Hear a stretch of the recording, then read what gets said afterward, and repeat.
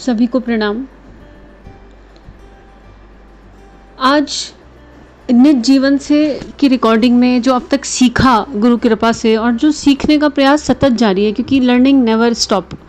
और हम जब सीखने ही आए हैं, हमने जन्म ही सीखने के लिए लिया है, तो आखिरी सांस तक ये शरीर तो जाना ही है एक ना एक दिन, कुछ ना कुछ निश्चित रूप से हर परिस्थिति में सिखाने के लिए आती है।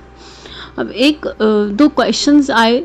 एक क्वेश्चन ऐसा है कि ग्रैटिट्यूड की प्रैक्टिस कैसे करें। आप बोल रहे हो कि जो आपको ब्लैक बॉल डालते हैं उनके लिए भी वाइट बॉल डालो, उनको भी वाइट बॉल भेजो। और ये क्वेश्चन कई दिन पहले आया था, लेकिन आज अचानक से ऐसा लगा जैसे अंतःकरण से प्रेरणा उठी और कोई अंदर से बोल रहा है कि रिकॉर्डिंग कर दो। नहीं पता कि रिकॉर्डिंग आप तक जाएगी, इसमें क्या होगा, क्या बुलवाएंगे भगवान, क्या नहीं बुलवाएंगे, लेकिन जो एक हृदय में एक बेचैनी है कि हाँ सबको बताना है कि कैसे ये प्रैक्टिस की जाती है, इसके क्या टूल्स और क्या टिप्स भगवान ने दिए। अब उस परम सत्ता का नाम मैं गुरुदेव बोल रही हूँ, क्योंकि मेरे जीवन में वो गुरु रूप में आए। आप अपने इष्ट के रूप में देख सकते हैं उन्हें, जिनसे भी आप जो भी आपके लिए श्रेष्ठ गुणों का समुच्चय है। लेकिन ध्यान रखिए, शरीर भाव में नहीं। ऐसा ना हो कि शरीर भाव में आप किसी को देखने लगे, सूक्ष्म रूप में, तत्व रूप में, तो आप उनको मान लीजिए। तो मेरे जीवन के तो सारे सूत्र परम पूज्य गुरुदेव वंदे माता जी के आशीर्वाद और कृपा से ही हैं। इस जीवन में वो हर पल थाम के चल रहे हैं। तो ग्रैटिट्यूड क्या है, क्षमा क्या है, ये समझ लेते हैं पहले। थैंक यू तो बोलना है, और थैंक यू बोलना क्या इतना मुश्किल है? वाकई इतना मुश्किल है क्या? एक बार सोच के देखिए, हमने जन्म लिया, हमारे पास पांचों इंद्रियां हैं। थैंक यू बोलने के लिए बहुत सारी चीज़ें हैं। हम प्रकृति को थैंक यू बोलते हैं, अपने आप को थैंक यू बोलते हैं, लेकिन उन सबको थैंक यू बोलने में जहाँ हमारे कार्मिक पैटर्न है, हमें दिक्कत हो रही है। तो ये दिक्कत किसे हो रही है? आत्मा का जो मूल स्वभाव है वो तो प्रेम ही है ना, केवल देना। आत्मा भी प्रकृति है ना, तो आत्मा का मूल स्वभाव, क्योंकि हम उस प्रेम की ऊर्जा से बने हैं, तो केवल प्रेम है, देना है। तो कौन है वो अंदर जो थैंक यू सूक्ष्म से। हम आपसे ये नहीं कह रहे कि आप फेस टू फेस जाके थैंक यू बोलो। कई बार संभव नहीं होता, परिस्थितियाँ ऐसी नहीं होती कि आप किसी से जाओ और फेस टू फेस बोलो नहीं थैंक यू सो मच। आपने हमें मतलब आप इमेजिन करो किसी ने आपको 4 एब्यूजिव वर्ड बोल दिया और आप उन्हें जाके फेस टू फेस बोलो थैंक यू सो मच, तो ये तो उल्टा हो जाएगा। मतलब भाव आपका थैंक्स का है, लेकिन आप सामने वाले के नेगेटिविटी को पोषण दे दोगे। हमें वो नहीं करना, हमें किसी की नेगेटिविटी को पोषण नहीं देना थैंक यू बोल के। लेकिन सूक्ष्म से हम प्रेम तो भेज सकते हैं ना। कौन सा प्रेम? जो शरीर भाव से अलग है। भाई उस सामने वाले ने आपके जीवन में एक ऐसी सिचुएशन लाई जहां एक तो आप अपने प्रभु के, अपने इष्ट के और समीप आए। नहीं तो आते क्या? सुख ही सुख रहता तो कौन सुमिरन करता। हम लोगों की स्थिति वो है अभी। अगर जीवन में जिन्हें हम सो कॉल्ड दुख कहते हैं, जो एक्चुअली दुख होते नहीं है, केवल एक सिचुएशन होती है, लेकिन ठीक है हम उनका नाम परीक्षा, टेस्ट, दुख रख लेते हैं। और ऐसे ही बोलती थी मैं, लेकिन अभी समझ में आता है दुख नाम की कोई चीज़ ही एग्जिस्ट नहीं करती, परीक्षा नाम की भी कोई चीज़ एग्जिस्ट नहीं करती। ये सारी सिचुएशंस कृपा हैं, और उस कृपा में कुछ लोग अपना अपना पात्र निभा रहे हैं, अपना अपना रोल निभा रहे हैं, और उनको सबसे ज़्यादा ग्रैटिट्यूड, क्योंकि उन्होंने ग्रैटिट्यूड देना चाहिए, थैंक यू बोलना चाहिए, क्योंकि उनकी वजह से तो वो सिचुएशन आई ना कि आप अपने आप को एक स्टेप अप और ऊपर। नहीं तो फिर हम तो यही सोच लेते हैं हम तो परफेक्ट हो गए। तो बात तो ये है कि करना कैसे है, बात ये आ रही है, क्वेश्चन ये है कि टूल कैसे। तो सबसे पहले तो अगर आप ये ऑडियो सुन रहे हैं या आप इस तरह का कुछ भी सुनते हैं, तो इसका मतलब आपकी आत्मा जागृत है और आप कुछ करना चाहते हो, आप वाकई अपनी परिस्थितियों से बाहर निकलना चाहते हो, आप थक गए हो। तो पहले तो 2 चॉइस हैं, चॉइस हमेशा हमारी होती है। पहले आप शांति से बैठ के सोच लो कि कर्मों की गति गहन है, और ये मान लो कि सामने वाला मेरा ही कोई कार्मिक पैटर्न है, और कभी ना कभी कहीं ना कहीं मैंने इस सोल को कभी ना कभी, इसको नहीं तो किसी और को, इस तरह का कोई दुख किसी ना किसी जन्म में दिया होगा, इसीलिए मेरे पास लौट कर आ रहा है। पहले ये मान लो। अब इसमें एक क्वेश्चन आ जाता है कि हम क्यों मान लें, क्या पता सामने वाला नया कर्म बना रहा है। ठीक है, अगर 1% ये मान लेते हैं, चलो सामने वाले ने नया कर्म बनाया, तो अगर आप उस कर्म, उसके बदले में आप कुछ रिएक्ट कर रहे हो, तो आप उस कर्म की साइकिल में फंस रहे हो ना। आपको तो कर्म नहीं बनाना ना, आपको तो पता है कि अल्टीमेटली निष्काम कर्म, अल्टीमेटली सब कुछ अपने इष्ट को समर्पित करके करना है, काम सारे करना है, लेकिन फल की इच्छा नहीं करनी। ये सारे सूत्र तो हमारे को सभी पता है, सबको सारा ज्ञान है, नॉलेज सबको है। बात यह है कि इम्प्लीमेंट कितनी हो रही है। तो अगर ये भी मान लेते हैं कि भाई हमारा पूर्व जन्म तो हमने देखा नहीं, हमें नहीं पता पिछला अगला क्या है, और इसने नया बनाया, तो आप उस साइकिल में, उस लूप में क्यों फंस रहे हो? एक उसने बोला, दो आपने बोला, फिर एक उसने बोला, दो आपने बोला, नेवर एंडिंग साइकिल में आप फंस रहे हो। फिर आपका इमोशन एक्यूमुलेट हो रहा है, फिर एक ऐसी स्थिति आ जा रही है जहाँ आप थक जा रहे हो, अब आपसे नहीं हो रहा, अब आप बोल रहे हो अब मुझसे नहीं हो रहा। अब थक क्यों रहे हो? क्योंकि आत्मा का मूल स्वभाव वो था ही नहीं। आत्मा का मूल स्वभाव तो केवल प्रेम था। प्रेम, कंपैशन, करुणा, संवेदना, सहृदयता, आत्मा का मूल स्वभाव वही था। लेकिन उसके विपरीत काम करते चले गए और लूप में इतना फंस गए, इतना फंस गए, इतना फंस गए। और ये लूप में फंसाया किसने? फेक आइडेंटिटी ने। कौन सी फेक? मेरा ये डेजिग्नेशन, मेरा ये नाम, मैं माँ, मैं पत्नी, रिश्ते नाते, ये फेक आइडेंटिटेशन, ये सब फेक है, टेम्परेरी है। और इसी में उलझ गए, इसी में उलझे। भाई अगर आपको किसी ने कुछ कह दिया तो आपका उससे कोई इमोशन कनेक्ट है, आप उसमें कुछ रिश्ता ढूंढ रहे हो और देख रहे हो, और उसने उस रिश्ते के विपरीत, उस रिश्ते की गरिमा से अलग कुछ कहा, तभी तो आपको हर्ट हुआ ना, या आपके मन में दुख हुआ ना, या आपको लगा ऐसा कैसे, आपको क्रोध आया ना, उस रिश्ते की गरिमा। अब अगर आप उस सोल को उस रिश्ते से अलग करके देख लो। अच्छा, और सिंपल करने की कोशिश करते हैं। पति में अगर पति देखना बंद कर दो थोड़ी देर के लिए और देखो कि एक मनुष्य है, तो कोई एक्सपेक्टेशन बचेगी? कोई भी इच्छा बचेगी? सड़क पे 100 लोग जा रहे हैं, 50 लोग जा रहे हैं, हर किसी में थोड़ा ना हम कुछ इमोशन या कुछ इम्प्रेशन या कुछ इम्प्रिंट क्रिएट करते हैं हर किसी के लिए, क्योंकि वहाँ कोई अपना नहीं दिख रहा है ना। और बेटे में से बेटा हटा दो थोड़ी देर के लिए, बस उसको एक चेतना के जैसे देखो कि ये एक चेतना है, जैसे हम आए दुनिया में ऐसे ही आए, और हमारा इसका मेरा कुछ ट्रांजैक्शन है वो पूरा करना है, पूरा हो जाएगा, बात खत्म। इसका मतलब ये नहीं है कि अपनी जिम्मेदारियां या अपने कर्म नहीं करने, वो तो करने आए हैं। लेकिन हम जब कर्म करते हैं तो ये मेरा बेटा, ये मेरा पति, मैंने इनके लिए इतना किया, मैंने उनके लिए उतना किया, अब मुझे बदले में क्या मिलेगा।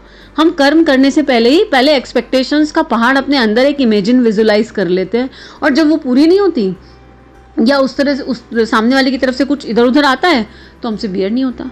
तो सबसे पहले तो डिसाइड कर लो कि आपको ये यात्रा करनी है या नहीं करनी। चॉइस हमेशा हमारी है। अगर आप ये डिसीजन हमेशा फ्री विल, बोरोड डिसीजन नहीं लेना है, आपके free will, free choices, free decisions होंगे। नहीं करोगे तो कभी ना कभी तो करनी पड़ेगी।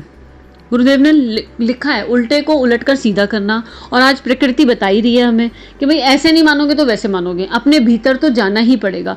अल्टीमेटली सब जो हम हैं मूल स्वरूप में, उस स्वरूप को तो सबको पहचानना है। अब उसके लिए चाहे 1000 जन्म ले लें, चाहे 5000 जन्म ले लें, ठीक है। लेकिन ये इस बहस से आप यात्रा शुरू कर दो, नहीं। बट ऐसा एक मानना है कि अगर आप यहाँ तक आए हो और आप इस तरह की चीज़ें सुन रहे हो तो आप वाकई में करना चाहते हो उस यात्रा को, आपका मन है, आप थक गए हो और उस थकान से आप बाहर निकलना चाहते हो, है ना। लेकिन जब दिवाली की सफाई करते हैं तो कचरा सतह पे आता है, और अब उस समय आपके सतह पे कचरा आ गया और अब आप ये कह दो नहीं भैया अब हमसे नहीं होगा, और आप सारा कचरा सतह पे छोड़ के पड़ के सो जाओ, तो कोई कचरा साफ कर सकता है क्या? घर कभी साफ हो सकता है? आप कोई भी तरीका अपनाओ, आप चाहे मेड लगाओ, चाहे आप गाइडेंस लो, चाहे आप ये करो, आप कुछ भी तरीका अपनाओगे, आप उस दिवाली की सफाई को कंप्लीट करोगे ही ना। तो यहाँ पे भी आपने अपने भीतर की इस यात्रा को शुरू करके सफाई शुरू कर दी है। अब आप जब सफाई शुरू करोगे तो कचरा सतह पे आ ही गई, और जब कचरा एक बार सतह पे आता है तो उसमें से दुर्गंध भी आ सकती है, गंदगी भी आ सकती है, छुपे हुए संस्कार भी बाहर निकल सकते हैं। अब आप चाहे कोई काउंसलर लो, चाहे कोई गाइडेंस लो, चाहे अपने अंदर लो, चाहे जप का ध्यान लो, अपने इष्ट का सहारा लो, आप कुछ भी करो, आपको उस कचरे को सतह से हटाना ही होगा, क्योंकि अब आप यात्रा, आप सफाई चालू कर चुके हो, आप स्टार्ट कर चुके हो। तो सबसे पहले तो फर्म डिसीजन करना है कि नहीं करना। Choice is yours. अब आप अपने आप को ये मत कहिए नहीं हमारे पास तो चॉइस ही नहीं है, हम कर नहीं सकते। नहीं, हमारे अंदर सारा करेज है। कोई पर्टिकुलर रिश्ता आपको समझ नहीं आ रहा तो चॉइस आपकी, आप ड्रॉप कर दो ना उसे, आपसे नहीं हो रहा तो। लेकिन जब आपका आत्मा ये उत्तर देगी ना ड्रॉप नहीं कर सकते, तो आप देखना उसके पीछे भी आपका स्वार्थ छुपा होगा। अरे अगर ड्रॉप कर दिया तो मेरे कितने नुकसान हो जाएंगे। ये मनुष्य की प्रवृत्ति है, ये हमारी प्रवृत्ति है कि किसी भी रिश्ते को ड्रॉप करने की बात या छोड़ने की बात हम सोचते हैं, और जहां आपका स्वार्थ नहीं होता ना वहां आप ड्रॉप करते हुए मिनट नहीं लगाओगे, आप सेकंड नहीं लगाओगे। अरे इनसे कोई लेना देना नहीं, अपना कोई फायदा तो हो नहीं रहा, तो ठीक है छोड़ दो, हमें क्या लेना देना। अभी कोई दोस्त है, मान लो 8-10 साल बहुत अच्छी, 15-20 साल बहुत अच्छी दोस्ती है, ठीक है। एक पर्टिकुलर टाइम ऐसा आया कि फ्रिक्वेंसी मैच नहीं कर रही, मन मैच नहीं कर रहा, आप बिल्कुल नहीं सोचोगे छोड़ते हुए, आपको याद आएगी, मेमोरी आएगी, लेकिन अभी उससे कोई स्वार्थ नहीं अटक रहा। लेकिन जो फर्स्ट रिलेशनशिप होता है ना, इसीलिए इनको स्ट्रॉन्ग कार्मिक कहते हैं, यहाँ आप 10 बार सोचोगे क्योंकि आपका अपना स्वार्थ है। लेकिन जब आपसे कोई कहेगा तो आप बोलोगे नहीं ऐसे कैसे कर दें, समाज क्या कहेगा। सबको भूल जाओ, अपने अंदर झांक के देखो। You will not be able to drop because of your own selfish approaches. I am sorry कि ये स्ट्रेट बोल रहे हैं, लेकिन मैंने खुद पे एनालाइज करके देखी हैं सब चीज़ें, बहुत ज़्यादा एनालाइज करके देखी हैं, और मैंने पाया कि हम बहुत संकीर्ण सोच है हमारी। अगर गुरुदेव या गुरु तत्व जीवन में नहीं होता तो पता नहीं ये सोच कहाँ से कहाँ ले जाती है। तो बहुत कृपा बरस गई कि उन्होंने अलर्ट और अवेकनिंग कॉल्स दी कि क्या कर रहे हो जीवन में। तो उसके बाद जब हमें ये पता है कि अब हमें ये करना है, चॉइस ले ली, डिसीजन ले लिया, नहीं अब करना है, फिर दूसरा तरीका जो अपनाया गया केवल ग्रैटिट्यूड प्रैक्टिस के लिए। आप ये मान लो किसी में तो आपकी श्रद्धा है, आप राम को मानो, चाहे कृष्ण को मानो, चाहे जीसस को मानो, चाहे अल्लाह को मानो, कहीं किसी, चाहे निराकार को मानो, चाहे साकार को मानो, किसी में तो आपने अपनी श्रद्धा टिकाई है जिसका आपने अभी चेहरा नहीं देखा। हम बोल रहे हैं ना उस अनजाने के प्रति। उपासना समर्पण योग में लगातार यही बात हो रही है कि उसके प्रति जिसको कभी देखा नहीं वहाँ श्रद्धा टिकानी है। अब थोड़ी देर के लिए आप ये मान लो कि वो XYZ जहाँ से आपको सबसे ज़्यादा तकलीफ हो रही है, सबसे ज़्यादा उलझन हो रही है, जहाँ आपको सबसे ज़्यादा ग्रैटिट्यूड की ज़रूरत है और आप चाह के भी कर नहीं पा रहे हो, वो XYZ जो भी बोल रहा है या जो भी कर रहा है वो आपके इष्ट उससे करवा रहे हैं ताकि आप ऊपर उठ सको। आप ये एज्यूम कर लो, मान लो। ये बात हमने शुरू में ही कही, उपासना समर्पण योग में भी बार बार यही बोल रहे हैं कि मान लो, एज्जम्पशन के मैथ्स के जैसे कि ये भाई थ्योरम सॉल्व करनी है, अब ऐसा मान लिया ऐसा है और फिर उसको धीरे धीरे प्रूफ कर देंगे। तो यहाँ आप ये मान लो कि वो जो भी बोल रहे हैं, जो भी कर रहे हैं, आपके इष्ट उनसे करवा रहे हैं। थोड़ा सा मुश्किल कुछ नहीं है, एक दो फेलियर्स भी आएंगे, इतना आसान नहीं होगा मानना, ऐसे कैसे मान लें। और फिर मेरा मैं बीच में आएगा, ये जो मैं है ना, शरीर भाव, आइडेंटिटी, ये बहुत बार बीच में चाबुक लगाएगी, बीच बीच में आपको पुल करेगी। लेकिन फिर भी जब आप फर्म, आप रोज अपने आप को याद दिलाओ, नहीं मान लिया, तो उस सामने वाले ने जो भी XYZ वो आपका है, वो कुछ भी हो, कोई भी हो सकता है, उसने कुछ बोला, आप इमिडिएटली अपना स्विच ऑन कर दो। अरे ये तो मेरे भगवान ने, मेरे इष्ट ने, मेरी जहाँ मेरी श्रद्धा टिकी है, ये तो उन्होंने ही भेजा है इनको, तो ये इस समय जो भी बोल रहे हैं मेरे प्रभु की वाणी है, ठीक है। अब उसमें फिल्टर लगाओ, प्रभु की वाणी मतलब इसमें मेरे सीखने लायक कुछ तो छुपा हुआ है। आप मान लो कि वो आपको सिखाने आया है, कुछ तो इसमें मेरे सीखने लायक छुपा हुआ है। एकदम फर्म हो जाओ। पहले जब ना आपका विश्वास दृढ़ होगा ना, सामने वाले की चेतना उसी हिसाब से काम करना शुरू कर देगी। उसमें फिल्टर लगाओ, अगर उन्होंने कुछ ऐसा बोला है जो अशोभनीय है, जो सुनने लायक नहीं है, उसको फिल्टर लगा के ड्रॉप कर दो, वो उसका संस्कार था। पूरी सिचुएशन को एनालाइज करोगे और जब आप उपासना के माध्यम से अपने भीतर बैठोगे शांत मन से, अभी आप उनको कोई जवाब नहीं दे रहे हो, आप अपने मन में केवल अपने इष्ट का नाम ले रहे हो, अपने गुरु का नाम ले रहे हो, अपने प्रभु का नाम ले रहे हो, और वाइट बॉल्स, ये प्रभु हम सबको सद्बुद्धि देना, केवल एक ही प्रार्थना कर रहे हो, हम सबको सद्बुद्धि देना और इनको मेरे जीवन में भेजने के लिए थैंक यू, इस XYZ पर्सन को मेरे जीवन में भेजने के लिए थैंक यू सो मच। ये नहीं होते तो आज इस पल मैं ये प्रैक्टिस ही नहीं कर रही होती ना, मुझे ज़रूरत ही नहीं पड़ती इस प्रैक्टिस की। इतनी सुंदर ग्रैटिट्यूड प्रैक्टिस, मतलब अनमोल तोहफा है भगवान का ग्रैटिट्यूड प्रैक्टिस। ये प्रैक्टिस करने के लिए किसने हमें कंपेल किया, इस XYZ ने। तो बहुत सारा अगर नहीं भी निकल रहा ना तो आर्टिफिशियल थैंक यू रोबोट के जैसे डालो, नहीं थैंक यू। फिर शांत चित्त से अपने साथ बैठो, एक बार, दो बार, 3 बार, 4 बार, जितनी बार मर्जी बैठना है, जितना टाइम, जब तक आंसर नहीं मिलता तब तक बैठो। कौन सा? अपने इष्ट मंत्र के सहारे से, और फाइंड आउट करो कि आपको सीखना क्या है और अपनी लर्निंग्स को आप नोट डाउन करते जाओ। हर बार आपको आप पाओगे कि कहीं ना कहीं आपकी भी मिस्टेक थी। अब इस प्रोसेस में कितना टाइम लगेगा ये डिपेंड करता है कितना स्ट्रॉन्ग कार्मिक है। कई बार आपके अंदर चेंजेस आने लगेंगे। ऑब्वियसली जब आप इस तरह की प्रैक्टिस करोगे, शुरू में आप फेल होगे, हर बार फेल हो रहे हो, फिर 10 बार 15 बार कर रहे हो, फिर धीरे धीरे आपकी पास होने की फ्रिक्वेंसीज बढ़ेंगी। और क्योंकि अब हर बार आप चुप हो, और चुप होने के बाद आप मन से भी कोई थॉट नहीं डाल रहे हो, क्योंकि हम मन से भी थॉट डालते हैं तो काम करते हैं। अभी तो आप मन से केवल रोबोट के जैसे ही आप केवल ये बोल रहे हो भगवान थैंक यू, हम सबके लिए सद्बुद्धि, हम सबके लिए सद्बुद्धि। तो आपकी वो सूक्ष्म जो ऊर्जा है वो भी पॉजिटिव साइड कन्वर्ट हो गई और जप में कन्वर्ट हो गई। सामने वाले को 10, 15, 20 कभी ना कभी तो समझ में आएगा कि आपके बिहेवियर में कुछ चेंज आ रहा है। तो पहले तो ऐसा भी हो सकता है कि स्ट्रॉन्ग कार्मिक को तो आपको सुइयां चुभाई जाएं कि नाटक करना बंद कर दो, हम पागल हैं क्या जो बोल रहे हैं, इस तरह की बातें सामने आए। मत हिट होने देना। क्यों हिट किसे होगा? मेरे मैं को। आपने तो इंस्ट्रूमेंट मान लिया ना, और जब वो इस तरह की बातें सामने से आए XYZ, तो मान लेना ये भी आपके प्रभु बुलवा रहे हैं। वो उस एक, और ये एक बार में एक पे ट्राई करना, मल्टीपल लोग मत लेना, होगा नहीं। एक एक करके चलेंगे।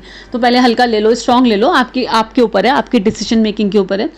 एक्सपेरिमेंट करो, और फिर आप जब अपनी लर्निंग्स नोट करोगे ना, आप देखना आपकी पर्सनालिटी रिफाइन होना शुरू हो जाएगी in the frame of 6 months 1 year. आप इतने और इतना सुकून आपको अपने अंदर अनुभव होने लगेगा। और फिर जो ग्रैटिट्यूड प्रैक्टिस आप ऐसे रोबोट कर रहे थे, जब आपके अंदर 5-6 चीज़ आपको पता चल जाएंगी एरिया ऑफ इम्प्रूवमेंट, और वो इम्प्रूव हो जाएंगे, तो वो नेचुरल आने लगेगी, नेचुरल। और अब सामने वाले के लिए आपके मन में करुणा भी जाग जाएगी। करुणा क्या? प्रेम का आधार। और धीरे धीरे ये करुणा कब विशुद्ध प्रेम में बदल जाएगी आपको पता ही नहीं चलेगा, क्योंकि अभी सामने वाले से आपने हटा दिया ना, उसमें से आपने XYZ रिलेशनशिप निकाल दिया, माँ बाप, पत्नी, भाई बहन, दोस्त, ये सारा सब रिश्ते निकाल के अलग रखा, उसको एज अ चेतना देखा। कौन सी चेतना? जिसको आपके इष्ट ने भेजा था आपको रेस करने के लिए। तो सबसे पहला थैंक यू तो यही हो गया। लेकिन मैंने अपने जीवन में, ज़रूरी नहीं है कि हर किसी को सूट करे, बट मैंने अपने जीवन में इस तरह ग्रैटिट्यूड प्रैक्टिस स्टार्ट करी। और इसके बाद सॉरी, जब आप इस प्रैक्टिस को बहुत डीपली करते हो तो आपको अपनी गलतियाँ समझ में आती हैं, और जब गलतियाँ समझ में आती हैं, अपनी गलती मिल गई तो सॉरी बोलने में क्या दिक्कत है। लेकिन कई बार सिचुएशन होती है, जैसे हम पहले बोल रहे थे कि हम फेस टू फेस सॉरी नहीं बोल सकते, क्योंकि सामने वाले का अपना संस्कार है, हमें उसकी नेगेटिविटी को पोषण नहीं देना है फेस टू फेस। लेकिन सूक्ष्म में दिल से उस आत्मा को सॉरी बोलिए, सोल लेवल पे। आई am sorry for all my mistakes I have done in this और एनी ऑफ द लाइफ। मैंने जीवन में कभी भी, कहीं भी, किसी भी जीवन में, खाली इस जीवन की बात नहीं कर रहे, किसी भी जीवन में आपके प्रति कोई गलती करी है तो आप मुझे क्षमा कर दीजिए, और खुद भी माफ़ करिए, नहीं तो फिर अहंकार भर जाएगा। मान ली, क्योंकि क्षमा बहुत सुंदर भाव है। क्षमा प्रेम की जननी, मतलब प्रेम की जननी है क्षमा। एक्चुअली इतना ज़्यादा प्रेम भाव जब एक्सट्रीम पे भर जाता है ना, तो एक्चुअली वो क्षमा है। तो जब आप अगर आप खाली क्षमा करते जाओगे तो ऐसा हो जाएगा, अंदर अंदर एक्यूमुलेट, अहंकार भी एक्यूमुलेट हो सकता है कि हम देखो कितना क्षमा कर रहे हैं, मैं कितना क्षमा कर रही हूँ। नहीं, इस अहंकार को एक्यूमुलेट नहीं होने देना। हालांकि परम सत्ता हम सबके साथ है, तो वो हमेशा हमें समय समय पर संभालती है। जब हम इतना आप कदम बढ़ा रहे हो स्लोली उनके माध्यम से, तो संभालती है। तो उसी समय माफ़ भी कीजिए। अगर मैं भी आपको माफ़ करती हूँ, क्या अगर मैंने कभी भी आपने कभी मेरे प्रति कुछ ऐसा किया, क्योंकि कहीं ना कहीं कुछ तो किया ही है और आपको हर्ट हुआ ही है, बाकी जन्म भूल जाओ, इसी जन्म अगर आप उस बंदे को बीच में XYZ पर्सन को या बंदी को सेंटर में लेके ग्रैटिट्यूड प्रैक्टिस कर रहे हैं, तो आप उनसे हर्ट हुए हैं, तो उनको माफ़ करिए हर चीज़ के लिए। सूक्ष्म में ये सारी चीज़ें इतनी इम्पैक्टफुल हैं, आप उन्हें माफ़ करिए। हम आपको हर चीज़ के लिए माफ़ करते हैं। इस जन्म या किसी जन्म आपने कभी भी हमारे साथ कुछ भी गलत किया है, तो हम उसे माफ़ कर रहे हैं, और एक नया कौन सा खाता खोल रहे हैं? एक नया खाता, जिसमें केवल और केवल प्रेम है, केवल और केवल करुणा है, केवल और केवल संवेदनाएं हैं। हम वो प्रैक्टिस स्टार्ट कर रहे हैं। आप बिलीव करिए और रिजल्ट एक्सपेक्ट। हमेशा कोई भी काम आप करोगे, ऐसा नहीं आज किया और सोचो अब कल चुटकी बजते रिजल्ट आ जाएगा। रिजल्ट किस पे छोड़ना है? उस अनदेखे अनजाने पे। अगेन फिर बात उपासना समर्पण योग की आ जाती है। रिजल्ट छोड़ना है उस श्रेष्ठ गुणों के समुच्चय पे जिसपे आपने अपनी श्रद्धा टिकाई। तो अगर आपकी श्रद्धा सच्ची है, अगर उन्होंने आपके मन में, और श्रद्धा जगाने वाले वही हैं, तो उन्होंने अगर आपके मन में श्रद्धा का सच्चा बीज बो दिया, आपकी इंटेंशन सच्ची हैं, तो आप रिजल्ट के लिए पागल नहीं हो जाओगे, है ना। और गिल्ट में भी नहीं जाओगे। इसके पहले हमने बात की स्पिरिचुअल डिप्रेशन पे, तो आप किसी तरह के गिल्ट में भी नहीं जाओगे। आप अपना कर्म करते चलोगे शांत, और धीरे धीरे आप इतना शांत हो जाओगे, आपका मन एकदम रिलैक्स हो जाएगा। तो ग्रैटिट्यूड और सॉरी की प्रैक्टिस के लिए ये दो टूल्स मेरे जीवन में तो बहुत काम आए, बहुत काम। और बिलीव मी, कुछ ऐसे रिश्ते भी हैं जो बिल्कुल भी प्रेम नहीं करते थे। ऐसा मेरा एजम्पशन, धारणा नहीं बनानी, लेकिन जो समझ में आया, इस छोटी सी बुद्धि है ना हमारी, इसे कुछ भी समझ में आ जाता है। ऐसा तो संभव ही नहीं है कि उन्होंने प्रेम ना किया हो। कार्मिक है और बुद्धि थी, तो उस समय ये मान बैठी कि प्रेम नहीं करते, तकलीफ करते हैं, दुख देते हैं, क्योंकि बुद्धि नहीं थी ना, समझ ही नहीं थी। अभी गुरु कृपा जागी और गुरु कृपा से समझ में आया। तो और आज यही बुद्धि है जो मान रही है कि वो सबसे ज़्यादा प्रेम करते हैं। बुद्ध प्रेम दिखाई दे ना दे, लेकिन सबसे ज़्यादा प्रेम करते हैं। लेकिन इस ट्रांसफॉर्मेशन में समय लगा, अच्छा खासा समय लगा। कई बार कई साल लग जाते हैं। एक दो, अगर मैं अतिशयोक्ति नहीं तो 1-2 रिश्तों में तो मुझे 10-12 साल लग गए वो स्थापना करने के लिए।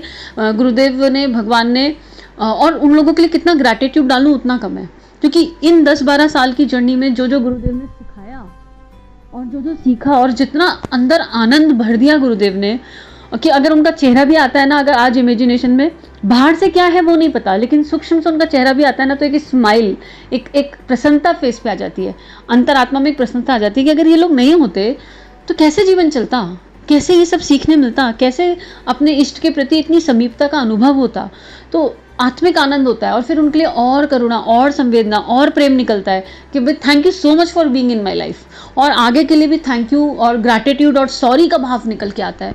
तो ये उनको भी थैंक यू का भाव है जिन्होंने ये प्रश्न पूछे कि ये करना कैसे है, आप बोल रहे हो करना है, तो आपकी चेतना को भी थैंक यू। और आज ये रिकॉर्ड करके बहुत मन को मतलब सुकून मिल रहा है, ऐसा लग रहा है कि कुछ मिला गुरु आश्रम की इच्छा से, गुरुदेव की कृपा से, और वो जो मिला वो बांट पा रहे हैं। कहीं ना कहीं अगर किसी एक के जीवन में भी परिवर्तन आता है इससे, तो वो केवल गुरु कृपा होगी। और यही प्रार्थना कि हम सबके जीवन में गुरु तत्व भीतर बाहर इस कदर हो जाए कि हम ओतप्रोत होता है गुरु तत्व से, हमारा कण कण, हमारा अणु अणु, हमारी हर एक श्वास, हमारा अस्तित्व पूरा गुरु में हो जाए, गुरु तत्व में हम डूब जाएं। बस यही सभी के लिए प्रार्थना।